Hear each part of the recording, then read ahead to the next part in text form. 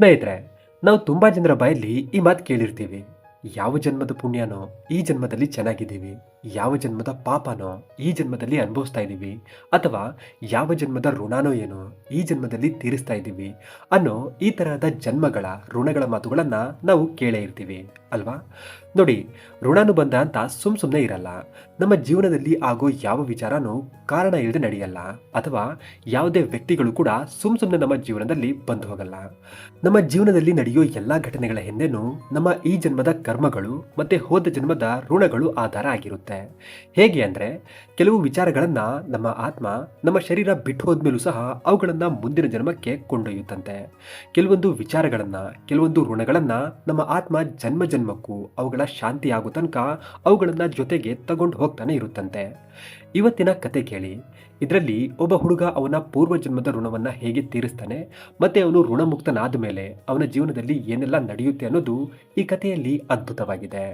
ಕಥೆನ ಪೂರ್ತಿ ಕೇಳಿ. ಒಳ್ಳೆಯದು, ಕೆಟ್ಟದ್ದು, ಪಾಪ, ಪುಣ್ಯ ಹಾಗೂ ಋಣಾನುಬಂಧದ ಲೆಕ್ಕಾಚಾರದ ಬಗ್ಗೆ ನಿಮಗೆ ಈ ಕಥೆಯಿಂದ ತಿಳ್ಕೊಳ್ಳೋದಕ್ಕೆ ಸಿಗುತ್ತೆ. ಹಾಗಾದ್ರೆ ಕೇಳಿ. ಒಂದೂರಲ್ಲಿ ರಾಮು ಅನ್ನೋ ಒಬ್ಬ ಬಡ ಹುಡುಗ ವಾಸವಾಗಿರ್ತಾನೆ. ಅವನಿಗೆ ಜೀವನದಲ್ಲಿ ಇದ್ದ ಏಕೈಕ ಗುರಿ ಅಂದ್ರೆ ಕಷ್ಟಪಟ್ಟು ಸಂಪಾದನೆ ಮಾಡಿ ದೊಡ್ಡ ಶ್ರೀಮಂತ ಆಗ್ಬೇಕು ಅನ್ನೋದು. ಅದಕ್ಕಾಗಿ ಅವನು ಹಗಲು ಇರುಳು ಅನ್ನೋದನ್ನ ಲೆಕ್ಕಿಸದೆ ಕಷ್ಟಪಟ್ಟು ಶ್ರಮಿಸ್ತಾ ಸಾಕಷ್ಟು ಹಣ ಸಂಪಾದನೆ ಮಾಡ್ತಾನೆ.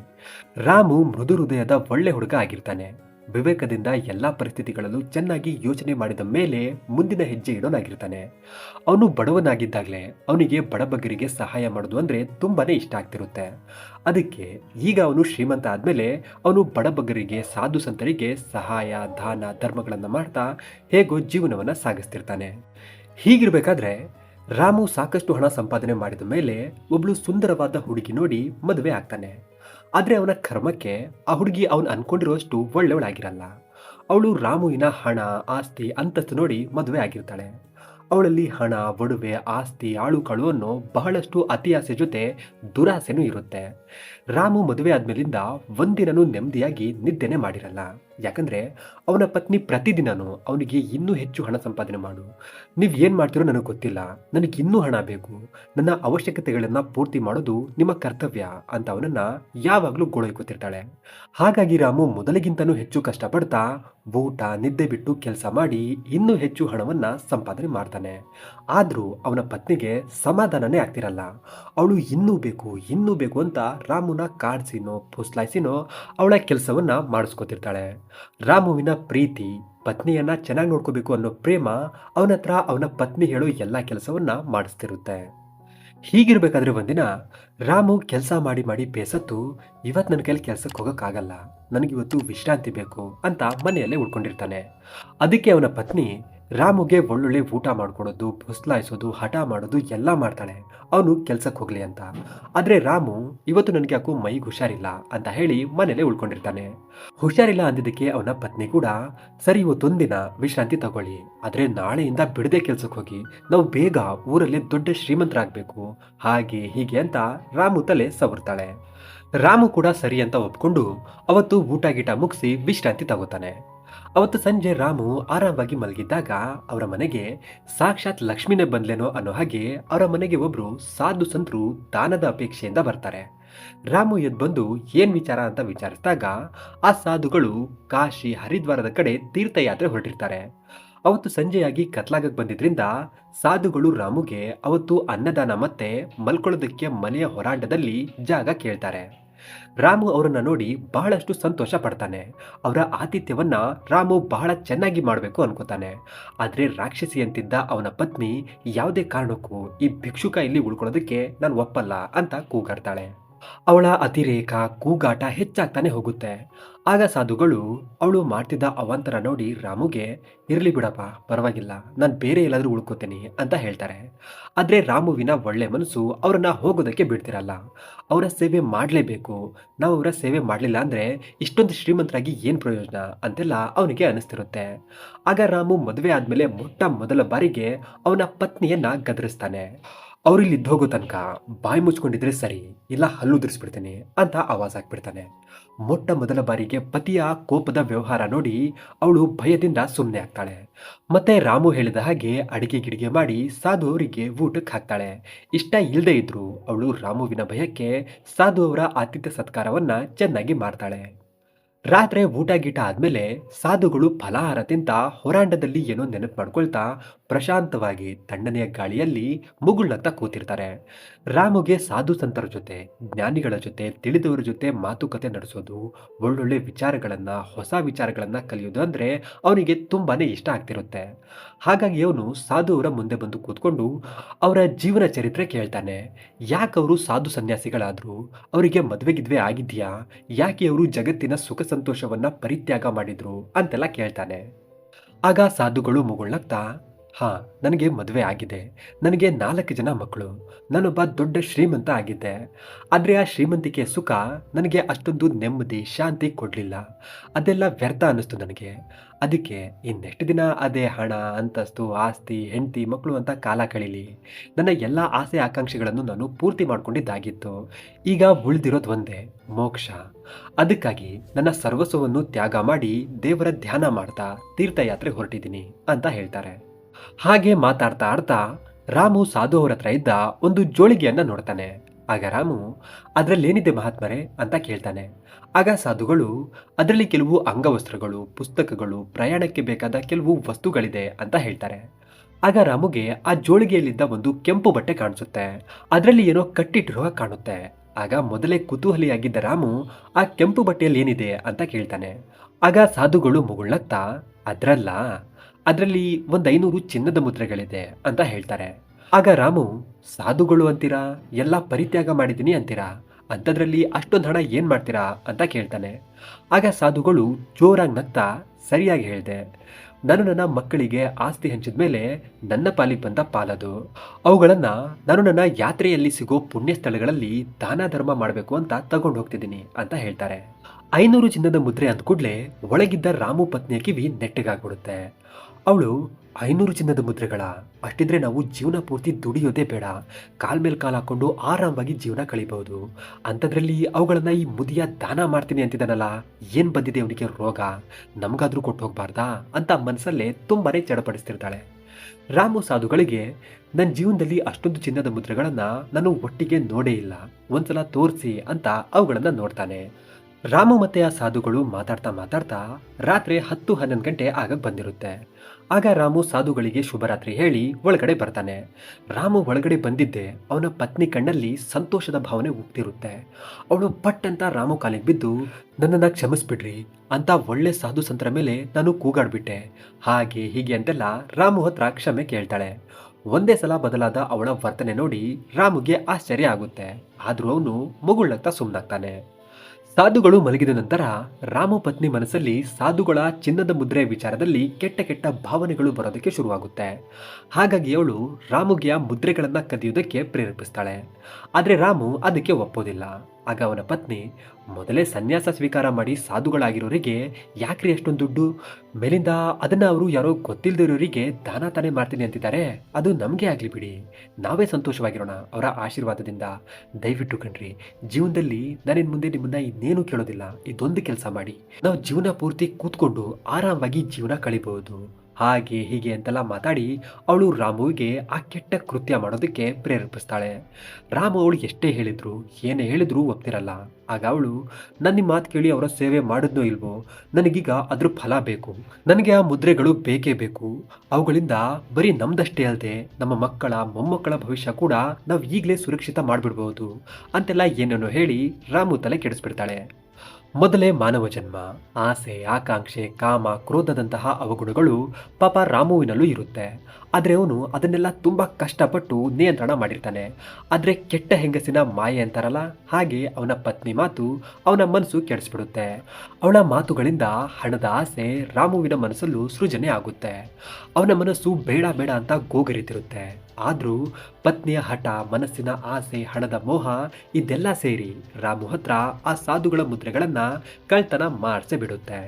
ರಾಮು ಅವನ ಮತ್ತೆ ಅವನ ಪತ್ನಿಯ ದುರ್ಬುದ್ಧಿಗೆ ಒಳಗಾಗಿ ಅವತ್ತು ಸಾಧುಗಳಿಗೆ ಅನ್ಯಾಯ ಮಾಡ್ತಾರೆ. ಮೆಲ್ಲನೆಯ ಸಾಧುಗಳ ಕೆಂಪು ಬೆಟ್ಟೆಯಲ್ಲಿ ಸುತ್ತಿದ್ದ ಮುದ್ರೆಗಳನ್ನು ತಕ್ಕೊಂಡು ಅದರಲ್ಲಿ ಸಣ್ಣ ಸಣ್ಣ ಕಲ್ಲುಗಳನ್ನು ತುಂಬಿ ಜೋಳಿಗೆಯಲ್ಲಿ ಇಟ್ಬಿಡ್ತಾರೆ. ರಾಮು ಮನಸ್ಸು ಆ ಹೀನ ಕೃತ್ಯದಿಂದ ಇದೇನ್ ಮಾಡಿದೆ, ಮುಟ್ಟಾಳ, ಪಾಪಿ ಅಂತೆಲ್ಲ ಬೊಬ್ಬೆ ಹೊಡಿತಿರುತ್ತೆ.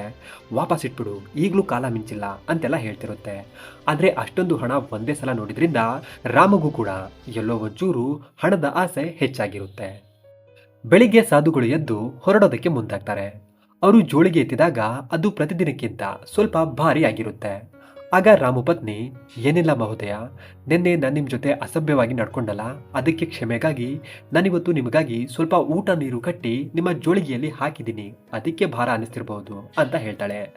ಆಗ ಸಾಧುಗಳು ಜೋಳಿಗೆಯಲ್ಲಿ ನೋಡಿದಾಗ ಅದರಲ್ಲಿ ಘಮ್ ಅಂತ ಸುವಾಸನೆ ಬರ್ತಿದ್ದ ಊಟದ ಬುತ್ತಿ ಇರುತ್ತೆ. ಅವರು ಅದನ್ನ ನೋಡಿ ಮುಗುಳ್ನಗ್ತಾ ನಿಮ್ಗೆ ಒಳ್ಳೇದಾಗ್ಲಿ ಅಂತ ಹೇಳ್ತಾರೆ.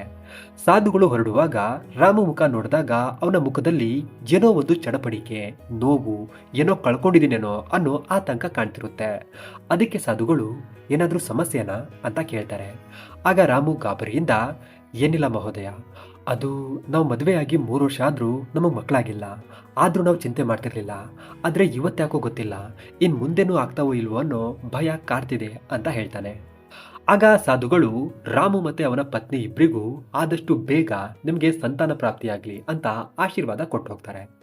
ಅವರು ಅಲ್ಲಿಂದ ಹೋಗೋವರೆಗೂ ರಾಮು ಮತ್ತೆ ಅವನ ಪತ್ನಿ ಇಬ್ಬರ ಹೃದಯನೂ ಭಯದಲ್ಲಿ ಜೋರಾಗಿ ಬಡ್ಕೊಳ್ತಿರುತ್ತೆ. ಎಲ್ಲಿ ಅವರು ಅವರ ಮುದ್ರೆಗಳನ್ನ ಪರಿಶೀಲನೆ ಮಾಡಿಬಿಡ್ತಾರೋ ಅಂತ.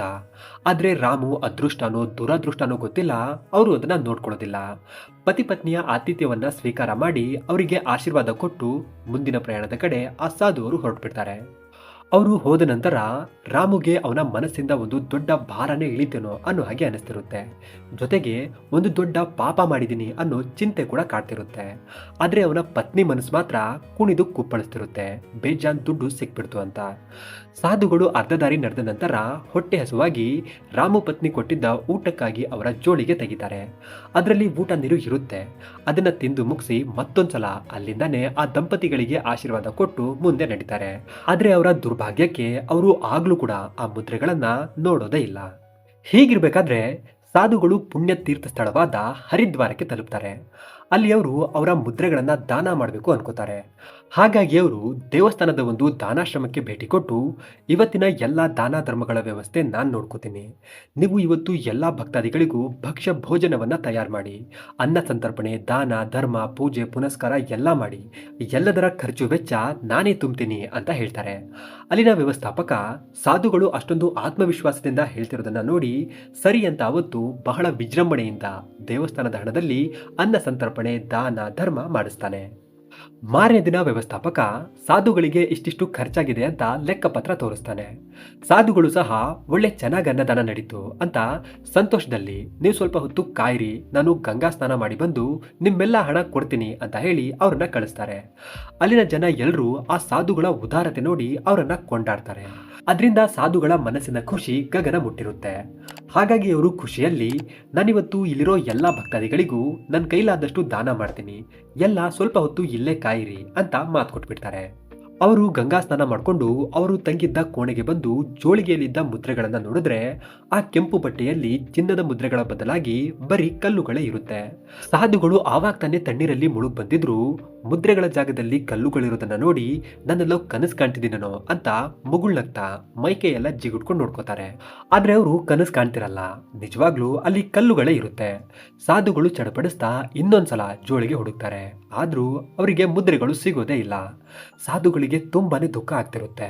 ಅರೆ ಇದೇನಾಯ್ತು ಅಂತ ಬಾರಿ ಬಾರಿ ಅವರು ಕಣ್ಣುಗಳನ್ನ ಉಜ್ಜಿ, ಇದು ಕನ್ಸಾಗಿರ್ಲಪ್ಪ, ಇದೊಂದು ಕೆಟ್ಟ ಕನ್ಸಾಗಿರ್ಲಪ್ಪ ಅಂತ ಬೇಡ್ಕೋತಾರೆ. ಆದ್ರೆ ವಾಸ್ತವ ನಿಜವಾಗ್ಲೂ ಹಾಗೆ ಇರುತ್ತೆ. ಆ ಘಟನೆಯಿಂದ ಆಗ ತಾನೇ ಸನ್ಯಾಸ ಸ್ವೀಕಾರ ಮಾಡಿದ್ದ ಆ ಶ್ರೀಮಂತ ವ್ಯಕ್ತಿಯ ಮನಸ್ಸು ಹೊಡೆದೋಗುತ್ತೆ. ಈಗ ಜನರಿಗೆ ಏನ್ ಹೇಳಿ, ಎಲ್ಲ ನಾನು ಹೊರಬಂದು ಅವರಿಗೆ ದಾನ ಮಾಡ್ತೀನಿ ಅಂತ ಕಾಯ್ತಿದ್ದಾರೆ. ಮೇಲಿಂದ ವ್ಯವಸ್ಥಾಪಕರಿಗೆ ದಾನದ ಲೆಕ್ಕಾಚಾರ ಬೇರೆ ಕೊಡಬೇಕು. ಇಲ್ಲಿ ನೋಡಿದ್ರೆ ಹೀಗಾಗಿದೆ, ಈಗ ಏನ್ ಮಾಡ್ಲಿ, ಅನ್ಯಾಯವಾಗಿ ಮರ್ಯಾದೆ ಹೋಗುತ್ತಲ್ಲ ಅಂತ ಗೊಳೋ ಅಂತ ದೇವರನ್ನ ನೆನಪಿಸ್ಕೊಂಡು ಅಳ್ತಾರೆ. ಶ್ರೀಮಂತಿಕೆ ಆಡಂಬರವನ್ನ ಆಗತಾನೆ ತ್ಯಾಗ ಮಾಡಿದ್ದ ಆ ಸಾಧುಗಳಿಗೆ ಆ ಆಘಾತವನ್ನ ತಡ್ಕೊಳ್ಳೋ ಸಾಮರ್ಥ್ಯ ಇನ್ನೂ ಬಂದಿರಲ್ಲ. ಅವರು ಈಗ ನನ್ನ ಮರ್ಯಾದೆ ಹೋಗಿ ಜನ ಎಲ್ಲ ನನಗೆ ಛೀಮಾರಿ ಹಾಕ್ತಾರೆ ಅಂತ ಏನ್ ಮಾಡೋದು ಅಂತ ಅವರು ತಂಗಿದ್ದ ಕೋಣೆಯಲ್ಲಿ ತುಂಬಾನೇ ಯೋಚನೆ ಮಾಡ್ತಾರೆ. ಆದ್ರೆ ಅವರಿಗೆ ಯಾವುದೇ ದಾರಿ ಕಾಣೋದಿಲ್ಲ. ಹಾಗಾಗಿ ಅವರು ಈಗ ಅವಮರ್ಯಾದೆಯಿಂದ ಉಳ್ಕೊಳ್ಳೋದಕ್ಕೆ ಇರೋ ಒಂದೇ ಒಂದು ದಾರಿ ಆತ್ಮಹತ್ಯೆ ಅನ್ಕೋತಾರೆ. ಆದ್ರೆ ಅವರ ಮನಸ್ಸು ಆತ್ಮಹತ್ಯೆ ಮಹಾಪಾಪ, ಅದಕ್ಕೆ ಇಲ್ಲಾಗ್ಲಿ ಪರಲೋಕದಲ್ಲಾಗ್ಲಿ ಕ್ಷಮೆನೇ ಇಲ್ಲ ಅಂತ ಹೇಳ್ತಿರುತ್ತೆ.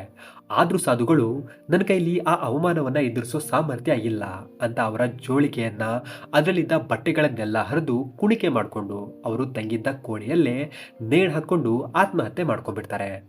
ತುಂಬಾ ಹೊತ್ತಾದ್ರೂ ಸಾಧುಗಳು ಹೊರಗೆ ಬರ್ಲಿಲ್ವಲ್ಲ ಅಂತ ಜನ ಎಲ್ಲ ಸಾಧುಗಳ ಕೋಣೆಯ ಬಾಗಿಲು ಬಡಿದು ಕರೀತಾರೆ. ಆದ್ರೆ ಯಾವುದೇ ಪ್ರತಿಕ್ರಿಯೆ ಬರ್ತಿರೋದನ್ನ ನೋಡಿ ಜನ ತುಂಬಾ ಹೊತ್ತು ಬಾಗಿಲು ಬಡಿದು ನೋಡಿದ ಮೇಲೆ ಏನಾದ್ರೂ ಅನಾಹುತ ಆಗಿರಬಹುದಾ ಅಂತ ಬಾಗಿಲು ಮುರಿದು ಒಳ ಬಂದು ನೋಡಿದಾಗ ನಿಜವಾಗ್ಲೂ ಅನಾಹುತ ಆಗಿರುತ್ತೆ. ಸಾಧುಗಳು ಆತ್ಮಹತ್ಯೆ ಮಾಡ್ಕೊಂಡು ನೇತಾಡ್ತಿರ್ತಾರೆ. ಜನ ಎಲ್ಲ ಸೇರಿ ಸಾಧುಗಳ ಅಂತ್ಯಕ್ರಿಯೆಯನ್ನ ಮುಗಿಸಿದ ಮೇಲೆ ಅವರು ಕೊಡ್ತೀನಿ ಅಂದಿದ್ದ ಎಲ್ಲ ಹಣವನ್ನ ಪಾಪ ಅಲ್ಲಿನ ವ್ಯವಸ್ಥಾಪಕನಿಗೆ ಆಡಳಿತ ಮಂಡಳಿಯ ಹಣವನ್ನ ಚುಕ್ತಾ ಮಾಡ್ಬೇಕಾಗಿ ಬರುತ್ತೆ. ಅವನ ಹತ್ರ ಅಷ್ಟೊಂದು ಹಣವನ್ನ ಚುಕ್ತಾ ಮಾಡೋ ಸಾಮರ್ಥ್ಯ ಇರಲ್ಲ. ಆದ್ರೂ ಅವನು ಸಾಧುಗಳನ್ನ ನಂಬ್ಕೊಂಡು ಬೇಜವಾಬ್ದಾರಿಯಿಂದ ಆಡಳಿತ ಮಂಡಳಿಯ ಹಣವನ್ನ ಖರ್ಚು ಮಾಡಿದ್ದಕ್ಕೆ ಅವನು ಅದನ್ನ ತುಂಬಲೇಬೇಕಾಗಿ ಬರುತ್ತೆ. ಅದರಿಂದ ಆ ವ್ಯಕ್ತಿಯ ನಿರ್ಲಕ್ಷ್ಯತೆಯಿಂದ ಅವನ ಕೆಲಸ ಹೋಗುತ್ತೆ. ಮೇಲಿಂದ ಅವನು ಹಣ ಚುಕ್ತಾ ಮಾಡೋದಕ್ಕೆ ಅವನ ಮನೆ ಮಠ ಕೂಡ ಮಾರ್ಬೇಕಾಗಿ ಬರುತ್ತೆ. ಮತ್ತೆ ಅವನ ಹೆಂಡತಿ ಮಕ್ಕಳನ್ನು ಸಹ ಜೀತಕ್ಕಿಡ್ಬೇಕಾಗಿ ಬರುತ್ತೆ. ಹೀಗಿರ್ಬೇಕಾದ್ರೆ ಸ್ವಲ್ಪ ದಿನಗಳಾದ್ಮೇಲೆ ಒಳ್ಳೆ ವ್ಯಕ್ತಿಯಾಗಿದ್ದ ರಾಮು ಈಗ ಕಳ್ಳ ವ್ಯಕ್ತಿ ರಾಮು ಆಗಿರ್ತಾನೆ. ಸಾಧುಗಳ ಹತ್ರ ಕಳ್ತನ ಮಾಡಿದಾಗ್ಲಿಂದ ರಾಮು ಮನ್ಸು ಅವನಿಗೆ ಕಾಟ ಕೊಡ್ತಿರುತ್ತೆ. ನೀನೊಬ್ಬ ಕಳ್ಳ, ನೀನೊಬ್ಬ ಪಾಪಿ ಅಂತ. ರಾಮು ಎಷ್ಟೇ ಪ್ರಯತ್ನ ಪಟ್ಟರೂ ಆ ಭಾವನೆಯನ್ನ ಅವನ ಮನಸ್ಸಿಂದ ತೆಗೆಯೋದಕ್ಕೆ ಆಗ್ತಾನೆ ಇರಲ್ಲ. ಆದ್ರೆ ಅವನ ಪತ್ನಿಗೆ ಮಾತ್ರ ಆಡಂಬರದ ಜೀವನ, ಆಳು ಕಾಳು ದೊಡ್ಡ ಮನೆ ಎಲ್ಲ ಸಿಕ್ಕು ಸ್ವರ್ಗ ಸುಖದಂತೆ ಅನಿಸ್ತಿರುತ್ತೆ. ಆದ್ರೆ ರಾಮು ಮತ್ತೆ ಅವನ ಪತ್ನಿ ಮೋಸದ ಹಣದಿಂದ ಮೇಲ್ ಬಂದಿದ್ರಿಂದ ಅವನಿಗೆ ಮುಂದೇನು ಮಕ್ಕಳಾಗ್ತಾವೋ ಇಲ್ವೋ ಅನ್ನೋ ಭಯ ಇರುತ್ತೆ. ಇನ್ನು 10 ವರ್ಷ ಹಾಗೆ ಕಾದ್ರೂ ರಾಮುಗೆ ಮಕ್ಕಳು ಆಗೋದೇ ಇಲ್ಲ. ಆಗ ರಾಮು ಮತ್ತೆ ಅವನ ಪತ್ನಿ ಇಬ್ರು ಒಂದು ಅನಾಥ ಮಗುವನ್ನ ದತ್ತು ತಗೋತಾರೆ. ಆ ಮಗುವಿನ ತಾಯಿ ಅದಕ್ಕೆ ಜನ್ಮ ಕೊಡ್ತಾನೆ ತೀರ್ ಹೋಗಿರ್ತಾರೆ. ತಂದೆ ಕೂಡ ಸ್ವಲ್ಪ ದಿನಗಳ ಹಿಂದೆ ಅಷ್ಟೇ ಅಪಘಾತದಲ್ಲಿ ತೀರ್ ಹೋಗಿರ್ತಾರೆ. ರಾಮು ಆ ಮಗುವಿನ ಹೆಸರು ಕೇಶವ ಅಂತ ಇಡ್ತಾನೆ. ಕೇಶವ ತುಂಬಾ ಬುದ್ಧಿವಂತ ಮತ್ತೆ ಚೂಟಿ ಆಗಿರ್ತಾನೆ. ರಾಮು ಮತ್ತೆ ಅವನ ಪತ್ನಿ ಕೇಶವನ ತಮ್ಮದೇ ಮಗು ಅನ್ಕೊಂಡು ಭೇದ ಭಾವ ಮಾಡದೆ ಚೆನ್ನಾಗಿ ಬೆಳೆಸ್ತಾರೆ. ಆದ್ರೆ ನಮ್ಮ ಜೀವನದಲ್ಲಿ ಬರೋ ಯಾವ ವ್ಯಕ್ತಿ ಕೂಡ ಕಾರಣ ಇಲ್ಲದೆ ಬರಲ್ಲ ಅನ್ನೋ ಹಾಗೆ ಕೇಶವ ಬೆಳೀತಾ ಬೆಳೀತಾ ಆಧ್ಯಾತ್ಮದ ಕಡೆ ವಾಲ್ತಾ ಬರ್ತಾನೆ. ಅವನು ನಿಧಾನವಾಗಿ ಭಗವಂತನ ಭಕ್ತಿಯಲ್ಲಿ ಲೀನ ಆಗ್ತಾ ಬರ್ತಾನೆ. ದಾನ ಧರ್ಮ ವ್ರತ ಉಪವಾಸ ಮಾಡ್ತಾ ದೇವರ ಜಪ ತಪ ಮಾಡ್ತಾ ನಿಧಾನವಾಗಿ ಸಾಧು ಸಂತನಾಗಿ ಬದಲಾಗ್ತಾ ಹೋಗ್ತಾನೆ. ಕೇಶವ ಸಾಧು ಆಗ್ತಾ ಬದಲಾಗ್ತಿರೋದನ್ನ ನೋಡಿ ರಾಮು ಮತ್ತೆ ಅವನ ಪತ್ನಿಗೆ ಚಿಂತೆ ಶುರುವಾಗುತ್ತೆ. ನಮಗಂತೂ ಮಕ್ಕಳಾಗ್ಲಿಲ್ಲ, ಈಗ ದತ್ತು ತಗೊಂಡಿರೋ ಈ ಮಗ ಕೂಡ ಹೀಗೆ ಸಾಧು ಆಗ್ತಾ ಸನ್ಯಾಸಿ ಆಗ್ಬಿಟ್ರೆ ನಮ್ಗತಿ ಏನು ಅನ್ನೋ ಭಯ ಅವರಿಬ್ಬರಿಗೂ ಕಾಡ್ತಿರುತ್ತೆ. ಹಾಗಾಗಿ ಅವರು ಕೇಶವನನ್ನ ವಿದ್ಯಾಭ್ಯಾಸಕ್ಕಾಗಿ ಗುರು ಆಶ್ರಮಕ್ಕೆ ಕಳಿಸ್ತಾರೆ, ಈ ಸಾಧು ಸನ್ಯಾಸದಿಂದ ಹೊರಬಂದು ಜ್ಞಾನಾರ್ಜನೆ ಮಾಡ್ಲಿ ಅಂತ. ಆದ್ರೆ ಕೇಶವ ಅಲ್ಲೂ ಕೂಡ ಅವನ ಭಕ್ತಿ ಮತ್ತೆ ಆರಾಧನೆ ಬಿಡೋದೇ ಇಲ್ಲ. ಮೇಲಿಂದ ಚಿಕ್ಕ ವಯಸ್ಸಲ್ಲೇ ಅವನು ಜಗತ್ತು ಶೂನ್ಯ, ಇದರಲ್ಲಿ ಅಂಥದ್ದೇನೂ ಇಲ್ಲ, ಜಗತ್ತು ಒಂದು ಮಾಯೆ, ನಾವು ಇದರಿಂದ ಹೊರಬರಬೇಕು ಅಂತೆಲ್ಲ ಸಾಧುಗಳ ಹಾಗೆ ಮಾತಾಡೋದಕ್ಕೆ ಶುರು ಮಾಡಿರ್ತಾನೆ. ಮತ್ತೆ ಅವನಲ್ಲಿ ಆಸೆ ಆಕಾಂಕ್ಷೆ ಭಯ ಆತಂಕ ಚಿಂತೆ ದುಃಖ ಒಳ್ಳೆಯದು ಕೆಟ್ಟದ್ದು ಅನ್ನೋ ಯಾವ ಭಾವನೆನೂ ಇರಲ್ಲ. ಅವನು ಪೂರ್ಣವಾಗಿ ಅವನ 15ನೇ ವಯಸ್ಸಲ್ಲೇ ಸನ್ಯಾಸಿಯಾಗಿ ಬದಲಾಗ್ಬಿಡ್ತಾನೆ. ಅವನ ನಡವಳಿಕೆಯನ್ನ ಸೂಕ್ಷ್ಮವಾಗಿ ಗಮನಿಸಿದ ಮೇಲೆ ರಾಮುಗೆ ಒಂದು ವಿಷಯ ಅರ್ಥ ಆಗುತ್ತೆ. ಏನಂದ್ರೆ Keshava same to same Ramu ಮೋಸ ಮಾಡಿದ ಸಾಧು ಹಾಗೇನೆ ವ್ಯವಹಾರ ಮಾಡ್ತಿರ್ತಾನೆ. ಅವರು ಏನೆಲ್ಲ ಅವತ್ತು ಹೇಳಿದ್ರೋ ಅಂಥದ್ದೇ ಮಾತುಗಳನ್ನ ಕೇಶವ ಅವಾಗವಾಗ ರಿಪೀಟ್ ಮಾಡ್ತಿರ್ತಾನೆ. ಅದನ್ನ ಸರಿಯಾಗಿ ಗಮನಿಸಿದ ಮೇಲೆ ರಾಮುಗೆ ಅವತ್ತು ಆ ಸಾಧುಗಳಿಗೆ ಮೋಸ ಮಾಡಿದ್ದಕ್ಕೆ ರಾಮುಗೆ ಶಾಪ ಸಿಕ್ಕಿದೆ ಅಂತ ಅನ್ಕೋತಾನೆ. ಆದ್ರೆ ಆ ಸಾಧುಗಳು ರಾಮುಗಾಗ್ಲಿ ಅಥವಾ ಅವನ ಪತ್ನಿಗಾಗ್ಲಿ ಯಾವುದೇ ತರಹದ ಶಾಪ ಕೊಟ್ಟಿರಲ್ಲ. ಆದ್ರೆ ಕರ್ಮ ಸುಮ್ಮನೆ ಬಿಡುತ್ತಾ, ಅವರವರ ಪಾಲು ಅವರವರಿಗೆ ವಾಪಸ್ ಕೊಟ್ಟೆ ಕೊಡುತ್ತೆ.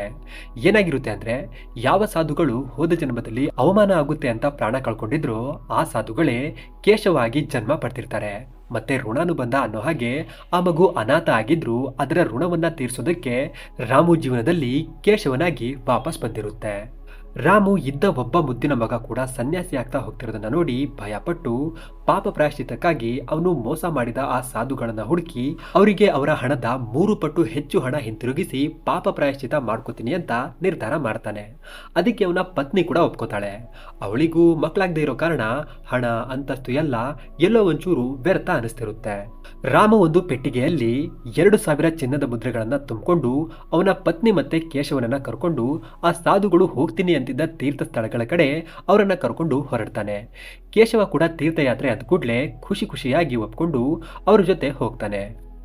ಋಣದ ಲೆಕ್ಕ ನಮ್ಮನ್ನ ಜನ್ಮ ಜನ್ಮಾಂತರದವರೆಗೂ ತೀರ್ಸೋ ತನಕ ಬಿಡಲ್ಲ ಅನ್ನೋ ಹಾಗೆ ರಾಮು ಅವನ ಪತ್ನಿ ಮತ್ತೆ ಮಗನ ಜೊತೆ ಆ ಸಾಧುಗಳನ್ನ ಹುಡುಕ್ತಾ ಹುಡುಕ್ತಾ ದಿನ ಕಳೆದಂತೆ ಹರಿದ್ವಾರದಲ್ಲಿ ಅದೇ ಅನ್ನದಾಸೋಹ ಆಶ್ರಮಕ್ಕೆ ಬರ್ತಾರೆ, ಎಲ್ಲಿ ಆ ಸಾಧುಗಳು ಕೊನೆ ಉಸಿರು ಬಿಟ್ಟಿದ್ರು. ರಾಮುಗೆ ಭಯ ಆಗ್ತಿರುತ್ತೆ. ಆ ಘಟನೆ ನಡೆದು ಆಗ್ಲೇ ತುಂಬಾ ವರ್ಷಗಳಾಗಿದೆ.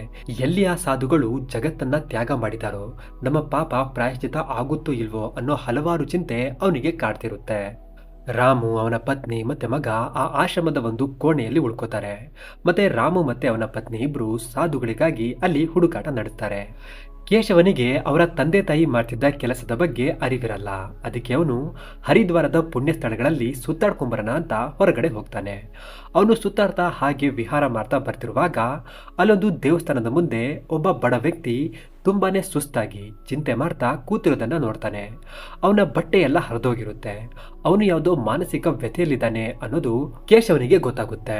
ಕೇಶವ ಏನು ಯೋಚನೆ ಮಾಡೋದೇ ಇಲ್ಲ. ಅವನ ಶರೀರ ಒಂದೇ ಸಲ ಅದಾಗದೆ ಅವನನ್ನ ವ್ಯಕ್ತಿ ಹತ್ರ ಎಳ್ಕೊಂಡು ಹೋಗುತ್ತೆ. ಅದರಿಂದ ಕೇಶವನಿಗೆ ಇದೇನಾಗ್ತಿದೆ ಅಂತ ಆಶ್ಚರ್ಯ ಆಗುತ್ತೆ. ಕೇಶವ ಬಡ ವ್ಯಕ್ತಿ ಹತ್ರ ಬಂದು ಅವನ ಆಡು ಪಾಡು ವಿಚಾರಿಸ್ತಾನೆ. ಆ ಬಡವ ಅದೇ ವ್ಯಕ್ತಿ ಆಗಿರ್ತಾನೆ, ಯಾರು ಸಾಧುಗಳ ಮಾತು ನಂಬಿಕೊಂಡು ಅವತ್ತು ಅಂತ ದೊಡ್ಡ ದಾನ ಧರ್ಮದ ಜವಾಬ್ದಾರಿ ತಗೊಂಡಿರ್ತಾನೋ. ಸಾಧುಗಳು ಕೊಟ್ಟ ಮಾತಿಗೆ ತಪ್ಪಿ ಅವತ್ತು ಜೀವ ಕಳ್ಕೊಂಡಿದ್ರಿಂದ ಅವತ್ತಿನ ದಾನದ ಎಲ್ಲ ಜವಾಬ್ದಾರಿ ಅದರ ವ್ಯವಸ್ಥಾಪಕನಾಗಿದ್ದ ಆ ವ್ಯಕ್ತಿಯ ಮೇಲೆ ಬಂದಿರುತ್ತೆ. ಹಾಗಾಗಿ ಅವನು ಅವನ ಹೆಂಡತಿ ಮಕ್ಕಳನ್ನ ಜೀತಕ್ಕಿಟ್ಟು ಅವನು ಕೂಡ ಅಲ್ಲಿ ಇಲ್ಲಿ ಕೆಲಸ ಮಾಡ್ತಾ ವ್ಯಥೆ ಪಡ್ತಾ ನಿಧಾನವಾಗಿ ಆಡಳಿತ ಮಂಡಳಿಯ ಸಾಲವನ್ನ ಇನ್ನು ತೀರ್ಸೋದ್ರಲ್ಲೇ ಇರ್ತಾನೆ. ಅವನ ಕತೆ ಕೇಳಿ ಕೇಶವನಿಗೆ ತುಂಬಾನೇ ಬೇಜಾರಾಗುತ್ತೆ. ಅವನು ಅಕ್ಕಪಕ್ಕದ ಜನರಲ್ಲೆಲ್ಲ ಅವತ್ತು ನಡೆದ ವಿಷಯದ ಬಗ್ಗೆ ವಿಚಾರಿಸ್ತಾನೆ. ಆ ಘಟನೆ ಬಗ್ಗೆ ಗೊತ್ತಿರೋರೆಲ್ಲ ಕೇಶವನಿಗೆ ಆ ಸಾಧುಗಳಿಂದಾನೇ ಆ ವ್ಯಕ್ತಿಗೆ ಈ ಪರಿಸ್ಥಿತಿ ಬಂದಿದ್ದು ಅಂತ ಹೇಳ್ತಾರೆ. ಕೇಶವನಿಗೆ ಆ ವ್ಯಕ್ತಿಯನ್ನ ಭೇಟಿ ಮಾಡಿದ ನಂತರದಿಂದ ಯಾಕೋ ಗೊತ್ತಿಲ್ಲ, ಅವನಿಗೆ ಮೊದಲ ಬಾರಿಗೆ ಕಳವಳ ಚಡಪಡಿಕೆ ಆಗ್ತಿರುತ್ತೆ. ಏನೋ ದೊಡ್ಡ ತಪ್ಪು ಮಾಡಿಬಿಟ್ಟಿದ್ದೇನೋ ಅನ್ನೋ ಹಾಗೆ ಅವನಿಗೆ ಭಾಸ ಆಗ್ತಿರುತ್ತೆ. ಅವನು ಚಿಂತೆ ಮಾಡ್ತಾ ಮಾಡ್ತಾನೆ ಅವನ ತಂದೆ ತಾಯಿ ಇದ್ದ ಕೋಣೆಗೆ ವಾಪಸ್ ಬರ್ತಾನೆ. ಅವನು ರಾತ್ರಿ ಪೂರ್ತಿ ನಿದ್ದೆ ಇಲ್ಲದೆ ಆ ವ್ಯಕ್ತಿ ಬಗ್ಗೆನೇ ಚಿಂತೆ ಮಾಡ್ತಿರ್ತಾನೆ. ಹೀಗಿರ್ಬೇಕಾದ್ರೆ ಮಾರನೇ ದಿನ ರಾಮು ಮತ್ತೆ ಅವನ ಪತ್ನಿ ಇಬ್ರು ಮತ್ತೆ ಮಗನನ್ನ ಒಬ್ಬನೇ ಕೋಣೆಯಲ್ಲಿ ಬಿಟ್ಟು ಆ ಸಾಧುಗಳ ಬಗ್ಗೆ ವಿಚಾರಿಸೋದಕ್ಕೆ ಹೊರಡ್ತಾರೆ. ಕೇಶವ ಆಗ್ಲೂ ಕೂಡ ಏನೋ ಗಂಭೀರವಾಗಿ ಯೋಚನೆ ಮಾಡ್ತಿರೋದನ್ನ ರಾಮು ಗಮನಿಸ್ತಾನೆ. ಅವನ ವ್ಯವಹಾರದಲ್ಲಿ ಬದಲಾವಣೆಯನ್ನ ನೋಡಿ ರಾಮುಗೆ ಸಂತೋಷ ಆಗುತ್ತೆ. ಮಗ ಸರಿ ಆಗ್ತಾ ಬರ್ತಿದ್ದಾನೆ. ಆ ಸಾಧುಗಳನ್ನ ಹುಡುಕಿ ಅವರ ಹಣವನ್ನ ವಾಪಸ್ ಕೊಟ್ಟು ನನ್ನ ಪಾಪ ಪ್ರಾಯಶ್ಚಿತ್ತ ಮಾಡ್ಕೊಂಡ್ರೆ ನನ್ನ ಮಗ ಪೂರ್ತಿಯಾಗಿ ಸರಿ ಹೋಗ್ತಾನೆ ಅನ್ಕೊಂಡು ರಾಮು ಮತ್ತೆ ಅವನ ಪತ್ನಿ ಇಬ್ರು ಸಾಧುಗಳನ್ನ ಹುಡ್ಕೋದಕ್ಕೆ ಹೊರಗಡೆ ಹೋಗ್ತಾರೆ. ಕೇಶವನಿಗೆ ಯೋಚನೆ ಮಾಡಿ ಮಾಡಿ ತಲೆ ಕೆಟ್ಟೋಗುತ್ತೆ. ಯಾಕೆ ಹೀಗಾಗ್ತಿದೆ ನನಗೆ, ನಾನೇ ಆ ವ್ಯಕ್ತಿಗೆ ಮೋಸ ಮಾಡಿದ್ದೀನಿ ಅನ್ನೋ ಹಾಗೆ ನನಗೆ ಯಾಕೆ ಅನಿಸ್ತಿದೆ ಅಂತೆಲ್ಲ ತುಂಬಾ ಯೋಚನೆ ಮಾಡ್ತಾನೆ. ಆಗ ಅವನ ದೃಷ್ಟಿ ರಾಮು ತಂದಿದ್ದ ಪೆಟ್ಟಿಗೆಯ ಮೇಲೆ ಹೋಗುತ್ತೆ. ಕೇಶವ ಅದನ್ನ ತೆರೆದು ನೋಡಿದಾಗ ಅದು ಪೂರ್ತಿಯಾಗಿ ಚಿನ್ನದ ಮುದ್ರೆಗಳಿಂದ ತುಂಬಿರುತ್ತೆ. ಅದನ್ನ ನೋಡಿದ ಮೇಲೆ ಕೇಶವನ ಮನಸ್ಸು ಒಂದೇ ಸಮನೆ ಆ ವ್ಯಕ್ತಿಗೆ ಇದರಿಂದ ಸಹಾಯ ಮಾಡೋಣ, ಆ ವ್ಯಕ್ತಿಗೆ ಇದರಿಂದ ಸಹಾಯ ಮಾಡೋಣ ಅಂತ ನಿರಂತರವಾಗಿ ಹಠ ಮಾಡ್ತಿರುತ್ತೆ. ಕೇಶವ ಎಷ್ಟೇ ಕಷ್ಟಪಟ್ಟು ಮನಸ್ಸನ್ನ ಶಾಂತ ಮಾಡೋದಕ್ಕೆ ಪ್ರಯತ್ನ ಪಟ್ಟರು ಅದು ಒಪ್ತಿರಲ್ಲ. ನಾನು ಆ ವ್ಯಕ್ತಿಗೆ ಇವುಗಳಿಂದ ಸಹಾಯ ಮಾಡಬೇಕು ಅಂದ್ರೆ ಮಾಡಬೇಕು, ಬೇರೆ ಮಾತೇ ಇಲ್ಲ.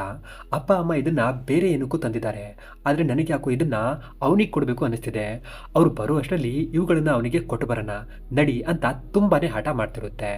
ಇದಕ್ಕೆ ಅಲ್ವಾ ಹೇಳೋದು ಋಣಾನುಬಂಧ ಅಂತ. ನಾವು ಮಾಡಿರೋ ಸಣ್ಣ ಪುಟ್ಟ ಸಾಲ, ನಮ್ಮ ಇಲ್ಲಿರೋ ಋಣವನ್ನ ಕರ್ಮ ಏನಾದ್ರೂ ಮಾಡಿ ನಮ್ಮ ಕೈಯಿಂದ ವಾಪಸ್ ಕೊಡಿಸುತ್ತೆ. ಅದು ದಿನ ಕಳೆದ್ರು ಅಷ್ಟೇ, ಜನ್ಮಗಳು ಕಳೆದ್ರು ಅಷ್ಟೇ, ನಾವು ಋಣವನ್ನ ತೀರಿಸಲೇಬೇಕು. ಕೇಶವನ ಮನಸ್ಸು ಒಂದೇ ಸಮನೆ ಸಹಾಯ ಸಹಾಯ ಸಹಾಯ ಅಂತ ಬಡ್ಕೊಳ್ತಿದ್ದಕ್ಕೆ ಅವನು ಅದ್ರ ಮುಂದೆ ಸೋತೋಗ್ತಾನೆ.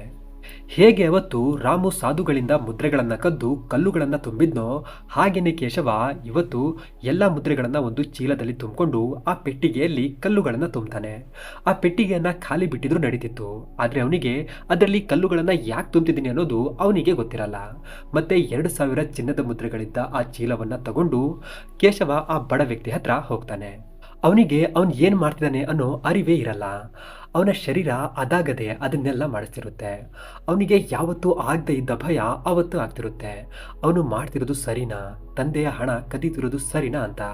ಆದರೆ ಯಾಕೋ ಗೊತ್ತಿಲ್ಲ, ಅವನಿಗೆ ಎಲ್ಲೋ ಒಂದು ಸ್ವಲ್ಪ ಸಂತೋಷನೂ ಆಗ್ತಿರುತ್ತೆ. ಯಾರ್ದೋ ಸಾಲ ತೀರಿಸ್ತಿದ್ದೀನೇನೋ ಅನ್ನೋ ಹಾಗೆ. ಕೇಶವ ಚಿನ್ನದ ಮುದ್ರೆಗಳಿಂದ ತುಂಬಿದ್ದ ಚೀಲವನ್ನು ತಂದು ಆ ವ್ಯವಸ್ಥಾಪಕ ವ್ಯಕ್ತಿ ಯಾರು ಹೋದ ಜನ್ಮದಲ್ಲಿ ಮೋಸಕ್ಕೊಳಗಾಗಿದ್ನೋ ಅವನಿಗೆ ದಾನ ಮಾಡಿಬಿಡ್ತಾನೆ. ಆ ಚೀಲವನ್ನ ಕೇಶವ ಆ ವ್ಯಕ್ತಿ ಕೈಯಲ್ಲಿ ಇಟ್ಟ ಮರುಕ್ಷಣವೇ ಅವನಿಗೆ ಎಲ್ಲಿಲ್ಲದ ಅಪಾರ ಶಾಂತಿಯ ಅನುಭವ ಆಗುತ್ತೆ. ಅವನಿಗೆ ಅವನ ಜೀವನದ ಮುಖ್ಯ ಉದ್ದೇಶನೇ ಪೂರ್ತಿ ಆಯ್ತೇನೋ ಅನ್ನೋ ಹಾಗೆ ಭಾಸ ಆಗ್ತಿರುತ್ತೆ. ಅವನ ಕಣ್ಣಲ್ಲಿ ಅವನಿಗೆ ಗೊತ್ತಿಲ್ಲದೇನೆ ಧಾರಾಕಾರವಾಗಿ ಕಣ್ಣೀರು ಬರ್ತಿರುತ್ತೆ. ಆದರೆ ಅವನಿಗೆ ಹೀಗೆ ಯಾಕಾಗ್ತಿದೆ ಅಂತ ಗೊತ್ತಾಗ್ತಿರಲ್ಲ. ಅವನು ಆ ಚೀಲವನ್ನ ದಾನ ಮಾಡಿ ಏನು ಮಾತಾಡದೆ ತಕ್ಷಣವೇ ಅಲ್ಲಿಂದ ವಾಪಸ್ ಆಶ್ರಮದ ಕೋಣೆಗೆ ಬಂದ್ಬಿಡ್ತಾನೆ. ಆ ವ್ಯಕ್ತಿ ಆ ಚೀಲವನ್ನ ಬಿಚ್ಚಿ ನೋಡಿದಾಗ ಅದರ ತುಂಬ ಚಿನ್ನದ ಮುದ್ರೆಗಳಿರುತ್ತೆ. ಅದನ್ನು ನೋಡಿ ಅವನಿಗೆ ಆನಂದ ಬಾಷ್ಪ ಬರೋದಕ್ಕೆ ಶುರುವಾಗುತ್ತೆ. ಅವನು ದೇವರ ಕಡೆ ಮುಖ ಮಾಡಿ ದೇವರಿಗೆ ಧನ್ಯವಾದ ಹೇಳ್ತಾನೆ. ಆ ಹುಡುಗನೇ ದೇವರಾಗಿ ಬಂದು ಇದನ್ನ ಕೊಟ್ಟೋದ ಅಂತ ಸಂತೋಷ ಪಡ್ತಾನೆ. ಆ ವ್ಯಕ್ತಿ ಕೂಡ ತುಂಬಾನೇ ದೊಡ್ಡ ಭಕ್ತ ಆಗಿರ್ತಾನೆ. ಅದಕ್ಕೆ ಆ ಭಗವಂತ ಅವನ ಭಕ್ತಿಯನ್ನ ಪರೀಕ್ಷೆ ಮಾಡೋದಕ್ಕೆ ಸಾಧುಗಳ ಮುಖಾಂತರ ಕಷ್ಟ ಕೊಟ್ಟಿರ್ತಾನೆ. ಆ ವ್ಯಕ್ತಿ ಭಗವಂತನ ಪರೀಕ್ಷೆಯಲ್ಲಿ ಉತ್ತೀರ್ಣ ಆಗಿದ್ದಕ್ಕೆ ಮತ್ತೆ ಅದೇ ಸಾಧುಗಳು ಬಂದು ಋಣ ತೀರಿಸೋದರ ಮುಖಾಂತರ ಆ ವ್ಯಕ್ತಿ ಏನೆಲ್ಲ ಕಳ್ಕೊಂಡಿದ್ನೋ ಅದರ 3 ಪಟ್ಟು ಹೆಚ್ಚು ಕೊಟ್ಟು ಅವನ ಕಷ್ಟವನ್ನ ಪರಿಹಾರ ಮಾಡ್ತಾರೆ. ಕೇಶವ ಅವನ ಋಣವನ್ನ ತೀರಿಸಿದ ಮರುಕ್ಷಣನೇ ರಾಮು ಮತ್ತೆ ಅವನ ಪತ್ನಿಗೆ ಸಾಧುಗಳು ಆತ್ಮಹತ್ಯೆ ಮಾಡ್ಕೊಂಡಿದ್ದ ವಿಷಯ ಗೊತ್ತಾಗುತ್ತೆ. ಅದರಿಂದ ಅವರಿಗೆ ಅವರ ಪಾಪದ ಕಾರಣ ತುಂಬಾನೇ ದುಃಖ ಆಗುತ್ತೆ. ಅವರು ಕೋಣೆಗೆ ವಾಪಸ್ ಬಂದು ಆ ಮುದ್ರೆಗಳನ್ನ ಅದೇ ಆಶ್ರಮಕ್ಕೆ ದಾನ ಮಾಡೋದಾಗಿ ನಿರ್ಧಾರ ಮಾಡ್ತಾರೆ. ರಾಮು ಆ ಪೆಟ್ಟಿಗೆಯನ್ನ ತೆರೆದು ನೋಡ್ತಾನೆ. ಆದ್ರೆ ಅದರ ಪೂರ್ತಿ ಬರೀ ಕಲ್ಲೇ ಇರುತ್ತೆ. ಅದನ್ನ ನೋಡಿ ರಾಮು ಮತ್ತೆ ಅವನ ಪತ್ನಿಯ ಮನಸ್ಸು ಒಡೆದೋಗುತ್ತೆ. ಅವರಿಗೂ ಹಾಗೆ ಆಗುತ್ತೆ ಹೇಗೆ ಹೊತ್ತು ಆ ಸಾಧುಗಳಿಗಾಗಿತ್ತು. ಅವರು ಕೇಶವನನ್ನ ಮುದ್ರೆಗಳ ಬಗ್ಗೆ ಕೇಳಿದಾಗ ಅವನು ಹೀಗೆ ನಾನು ದಾನ ಮಾಡಿಬಿಟ್ಟೆ ಅಂತ ಹೇಳ್ತಾನೆ. ರಾಮುಗೆ ಆ ವ್ಯವಸ್ಥಾಪಕ ಮತ್ತೆ ಸನ್ಯಾಸಿಯ ಸಂಬಂಧದ ಬಗ್ಗೆ ಗೊತ್ತಾಗಿ ಅವನಿಗೆ ಅವನ ಹಣ ಸರಿಯಾದ ವ್ಯಕ್ತಿಗೆ ತಲುಪಿದೆ ಅಂತ ಗೊತ್ತಾಗುತ್ತೆ. ಆಗ ರಾಮು ಕೇಶವನಿಗೆ ಎಲ್ಲ ಸರಿ, ನಾನು ದಾನ ಮಾಡಿಬಿಟ್ಟೆ ಅಂತ ಹೇಳಿದ್ರೆ ನಾನು ಏನೂ ಹೇಳ್ತಿರ್ಲಿಲ್ಲ. ದಾನಕ್ಕಾಗಿ ಆ ಮುದ್ರೆಗಳನ್ನ ತಂದಿದ್ದು ನೀನು ಮಾಡಿದ ಸರಿನೇ, ಆದರೆ ಪೆಟ್ಟಿಗೆಯಲ್ಲಿ ಕಲ್ಯಾಕ್ ತುಂಬಿದೆ ಅಂತ ಕೇಳ್ತಾನೆ. ಆಗ ಕೇಶವ ಯಾಕೋ ಗೊತ್ತಿಲ್ಲ, ನನಗದನ್ನ ಖಾಲಿ ಬಿಡದೆ ಅದರಲ್ಲಿ ಕಲ್ ತುಂಬಬೇಕು ಅನ್ನಿಸ್ತು, ಅದಕ್ಕೆ ತುಂಬಿದೆ ಅಂತ ಹೇಳ್ತಾನೆ. ಕೊನೆಗೆ ಎಲ್ಲ ಸರಿ ಹೋಯ್ತು ಅಂತ ರಾಮು ಮತ್ತೆ ಅವನ ಪತ್ನಿ ಇಬ್ರು ಶಾಂತಿಯ ನಿಟ್ಟುಸಿರು ಬಿಟ್ಟು ಪಾಪ ಪ್ರಾಯಶ್ಚಿತ ಆಯ್ತು ಅಂತ ಮಗನನ್ನ ಕರ್ಕೊಂಡು ಮನೆ ಕಡೆ ಬರ್ತಾರೆ. ಆದ್ರೆ ವಿಧಿಯಾಟಕ್ಕೆ ಬೇರೆನೇ ಇಷ್ಟ ಇರುತ್ತೆ. ಕೇಶವನಿಗೆ ಅವನು ಹುಟ್ಟಿದ್ದ ಅವನ ಈ ಜನ್ಮದ ಮುಖ್ಯ ಉದ್ದೇಶ ಪೂರ್ತಿ ಆಯ್ತೇನೋ ಅನ್ನುವಷ್ಟು ಸಂತೋಷ ಆಗ್ತಿರುತ್ತೆ. ಅವನ ಜೀವನ ಸಾರ್ಥಕ ಆಯಿತು ಅಂತ ಅವನಿಗೆ ಅನಿಸ್ತಿರುತ್ತೆ. ಅವನ ಮನಸ್ಸಲ್ಲಿ ಯಾವುದೇ ಬೇರೆ ಆಸೆ ಅಪೇಕ್ಷೆಗಳು ಇರಲ್ಲ. ಅವನು ಈಗ ಮೋಕ್ಷದ ಕೊನೆ ಗಳಿಗೆಯಲ್ಲಿರ್ತಾನೆ. ಅವನಿಗೆ ಹೋದ ಜನ್ಮದಲ್ಲೇ ಮೋಕ್ಷ ಸಿಗೋದಿರುತ್ತೆ. ಆದರೆ ರಾಮು ಮಾಡಿದ ಅವಾಂತರದಿಂದ ಆ ಸಾಧುಗಳು ಮೋಕ್ಷಕ್ಕಾಗಿ ಇನ್ನೊಂದು ಜನ್ಮ ಕಾಯ್ಬೇಕಾಗಿ ಬರುತ್ತೆ. ದಾರಿಯಲ್ಲಿ ಬರ್ತಿರುವಾಗ ಕೇಶವ ಗಾಡಿಯಲ್ಲಿ ಮಲಗಿದ್ದಾಗ ಅವನ ಜೀವನದ ಯಾತ್ರೆ ಸಂಪೂರ್ಣ ಆಗಿದ್ದಕ್ಕೆ ಅವನು ನಿದ್ದೆಯಲ್ಲೇ ಪರಮಾತ್ಮನ ಪಾದ ಸೇರ್ಕೊಂಡ್ಬಿಡ್ತಾನೆ. ರಾಮು ಮತ್ತೆ ಅವನ ಪತ್ನಿ ಇಬ್ರು ಮನೆಗೆ ಬಂದು ಮಗನನ್ನ ಎಬ್ಬಿಸಿದಾಗ ಅವನ ಪ್ರಾಣ ಪಕ್ಷಿ ಹಾರ ಹೋಗಿರೋದನ್ನ ನೋಡಿ ಅವರಿಬ್ರಿಗೂ ತುಂಬಾನೇ ದುಃಖ ಆಗುತ್ತೆ. ದತ್ತು ಮಗನಾಗಿದ್ರು ಪ್ರಾಣಕ್ಕಿಂತ ಹೆಚ್ಚಾಗಿ ಸಾಕಿದ್ದ ಮಗನ ಶವವನ್ನ ನೋಡಿ ರಾಮು ಕೂಡ ದುಃಖದಲ್ಲಿ ಹೃದಯಾಘಾತದಿಂದ ಅಲ್ಲೇ ಪ್ರಾಣ ಬಿಟ್ಟು ಆ ಕೆಟ್ಟ ಹೆಂಗಸಿನ ಜೊತೆಯಿಂದ ಮುಕ್ತಿ ಪಡಿತಾನೆ. ಮಗ ಮತ್ತೆ ಪತಿಯ ಸಾವು ಒಂದೇ ಸಲ ಆಗಿದ್ದನ್ನ ನೋಡಿ ರಾಮು ಪತ್ನಿ ಹುಚ್ಚಿ ಆಗ್ಬಿಡ್ತಾಳೆ. ನಿಯತ್ತಾಗಿ ಯಾರಿಗೂ ತೊಂದರೆ ಕೊಡದೆ ಸಗುಣಿ ಹಾಗೆ ದಾನ ಧರ್ಮ ಮಾಡ್ತಾ ಬದುಕ್ತಿದ್ದ ರಾಮುವನ್ನ ತಪ್ಪು ದಾರಿಗೆ ಎಳೆದು ಒಬ್ಬ ಸಾಧುವಿಗೆ ಮೋಸ ಮಾಡಿಸಿದ್ದಕ್ಕೆ ಅವಳ ಪಾಪ ಹೆಚ್ಚಾಗಿ ಅವಳು ಜನ್ಮ ಜನ್ಮಾಂತರದವರೆಗೂ ಅದನ್ನ ತೀರಿಸ್ಬೇಕಾಗಿ ಬರುತ್ತೆ. ರಾಮು ಮಾಡ್ತಿದ್ದ ಒಳ್ಳೆ ಕೆಲಸ ಹಾಗೂ ದಾನ ಧರ್ಮಗಳ ಕಾರಣ ಅವನಿಗೆ ಈ ಜನ್ಮದಲ್ಲಿ ಬೇಗ ಮುಕ್ತಿ ಸಿಕ್ಕು ಮುಂದಿನ ಜನ್ಮದಲ್ಲಿ ಅವನಿಗೂ ಕೂಡ ಮೋಕ್ಷ ಪ್ರದಾನ ಆಗುತ್ತೆ. ಆದರೆ ಅವನ ಪತ್ನಿ ಮಾತ್ರ ತುಂಬಾ ಜನ್ಮಗಳ ತನಕ ಅವಳ ತಪ್ಪನ್ನ ತಿದ್ಕೊಳ್ದೆ ಬಾರಿ ಬಾರಿ ಅತಿಯಾಸೆ ಪಟ್ಟು ಪಟ್ಟು ಅದೇ ತಪ್ಪು ಮಾಡ್ತಾ ಎಲ್ಲ ಜನ್ಮದಲ್ಲೂ ನರಕ ಯಾತನೆಯನ್ನ ಅನುಭವಿಸ್ತಿರ್ತಾಳೆ. ಮತ್ತೆ ಅವಳ ಜನ್ಮದ ಜೀವನಗಳು ಒಳ್ಳೆ ಚಕ್ರದ ಹಾಗೆ ರಿಪೀಟ್ ಆಗ್ತಾನೆ ಇರುತ್ತೆ. ಅವಳ ಜೀವನದಲ್ಲಿ ವ್ಯಕ್ತಿಗಳು ಮಾತ್ರ ಬದಲಾಗ್ತಿರ್ತಾರೆ, ಆದರೆ ಫಲಿತಾಂಶ ಮಾತ್ರ ಒಂದೇ ಆಗಿರುತ್ತೆ. ಕ್ಷಣಿಕ ಸುಖ ಮತ್ತೆ ಅಪಾರ ಕಷ್ಟ ಒಂದೇ ಅವಳ ಭಾಗ್ಯದಲ್ಲಿ ತುಂಬಿರುತ್ತೆ. ಹಾಗಾಗಿ ಸ್ನೇಹಿತರೆ, ಯಾವ ಜನ್ಮದ ಪುಣ್ಯ ಅಥವಾ ಪಾಪದ ಋಣವನ್ನ ನಾವು ಈ ಜನ್ಮದಲ್ಲಿ ಅನುಭವಿಸ್ತಿದೀವೋ ಗೊತ್ತಿಲ್ಲ. ಅದಕ್ಕೆ ಯಾರಿಗಾದ್ರೂ ಏನಾದರೂ ಮೋಸ ಮಾಡೋದಕ್ಕಿಂತ ಮೊದಲು, ಕೆಟ್ಟದ್ದು ಮಾಡೋದಕ್ಕಿಂತ ಮೊದಲು ಸ್ವಲ್ಪ ಯೋಚನೆ ಮಾಡಿ. ಯಾರಿಗ್ ಗೊತ್ತು, ಅದೇ ತಪ್ಪನ್ನ ನಾವು ಎಷ್ಟು ಜನ್ಮದಿಂದ ಮಾಡ್ತಾ ಬರ್ತಿದ್ದೀವೋ ಅದನ್ನ ತಿದ್ಕೊಳ್ಳೋ ಸದಾವಕಾಶ ನಮಗೆ ಈ ಜನ್ಮದಲ್ಲಿ ಸಿಕ್ಕಿದೆ ಅನ್ಕೊಂಡು ಒಳ್ಳೆ ಕರ್ಮಗಳನ್ನ ಮಾಡೋದಕ್ಕೆ ಪ್ರಯತ್ನ ಪಡಿ. ಕತೆ ಇಷ್ಟ ಆಗಿದ್ರೆ ಮರಿದೇ ಒಂದು ಲೈಕ್ ಮಾಡಿ. ಹಾಗೆ ಕತೆ ಬಗ್ಗೆ ನಿಮಗೆ ಅನ್ಸಿದ್ದೇನಾದ್ರೂ ಒಂದನ್ನ ತಪ್ಪದೆ ಕಮೆಂಟ್ ಮಾಡಿ. ಮತ್ತೆ ಈ ಕಥೆಯಿಂದ ನಿಮಗೇನಾದ್ರೂ ಒಳ್ಳೇದು ಕಲಿಯೋದಕ್ಕೆ ಸಿಕ್ಕಿದ್ರೆ ಈ ವಿಡಿಯೋನ ನಿಮ್ಮ ಸ್ನೇಹಿತರು ಹಾಗೂ ನಿಮ್ಮ ಪರಿವಾರದವರ ಜೊತೆನೂ ಶೇರ್ ಮಾಡಿ. ಹಾಗೆ ಇದೇ ತರಹದ ಒಳ್ಳೊಳ್ಳೆ ಕಥೆಗಳು ನಿಮಗೆ ಇನ್ನಷ್ಟು ಬೇಕು ಅನ್ಸಿದ್ರೆ ನಮ್ಮ ಚಾನಲ್ನ ಸಬ್ಸ್ಕ್ರೈಬ್ ಮಾಡಿಕೊಂಡು ಬೆಲ್ ಐಕನ್ನ ಪ್ರೆಸ್ ಮಾಡ್ಕೊಳ್ಳಿ. ಹೊಸ ವಿಡಿಯೋ ಅಪ್ಲೋಡ್ ಆದ ತಕ್ಷಣ ನಿಮಗೆ ನೋಟಿಫಿಕೇಶನ್ ಸಿಗ್ತಿರುತ್ತೆ. ಧನ್ಯವಾದಗಳು.